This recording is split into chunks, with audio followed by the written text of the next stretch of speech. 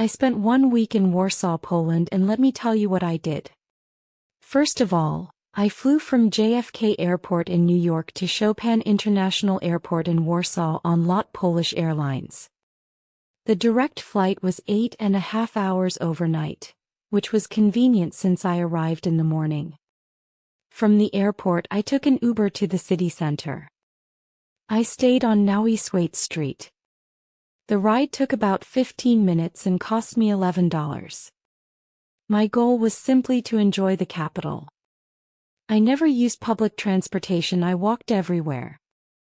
Warsaw is very walkable with wide streets and much less traffic compared to New York. The city has plenty of parks, monuments, and historic sites. The Vistula River divides Warsaw into two parts, the left bank and the right bank.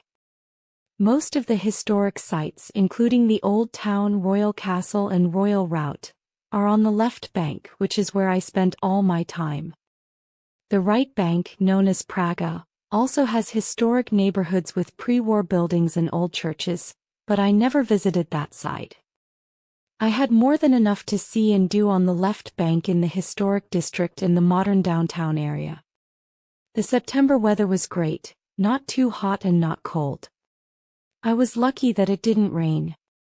I loved strolling the streets, passing government buildings, embassies, numerous monuments, churches, cathedrals, and kościołs.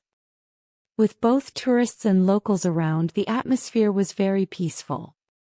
One of my favorite experiences was visiting the rooftop garden of the University of Warsaw Library.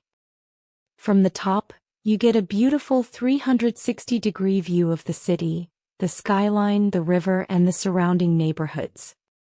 The garden itself is impressive, with greenery, walking paths, small bridges, and benches where you can sit and relax by the sound of water features. It feels like a hidden oasis above the city. The whole University of Warsaw area is worth exploring as well. The main campus is nearby, with historic buildings, courtyards, and shaded parks open to the public. Walking around, you get a mix of old academic architecture and modern facilities, which shows how the university has grown over the centuries. It's also a lively part of the city, filled with students, cafes, and bookshops, giving it a vibrant intellectual atmosphere.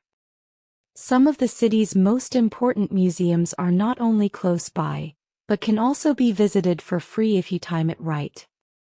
Just steps from the Old Town, the Royal Castle rises above Castle Square. Once the seat of Polish kings, it was rebuilt after the war with astonishing care.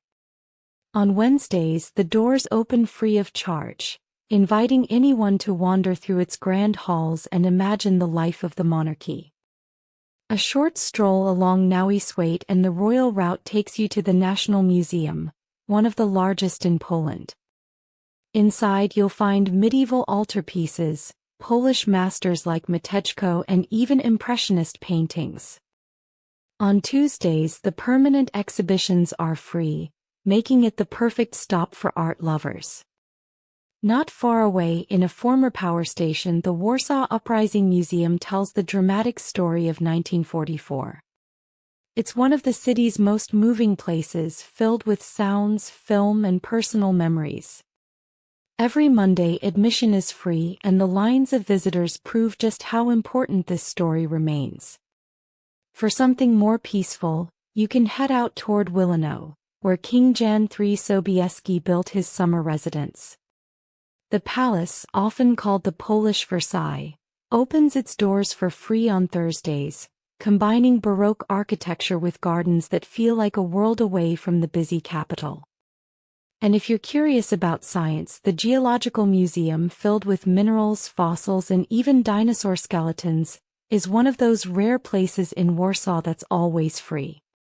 I didn't film it, but there are a lot of nice places to eat. If you're on a budget, a great choice is a Mleczny bar. These places are all over the city and serve food that tastes like homemade at a reasonable price.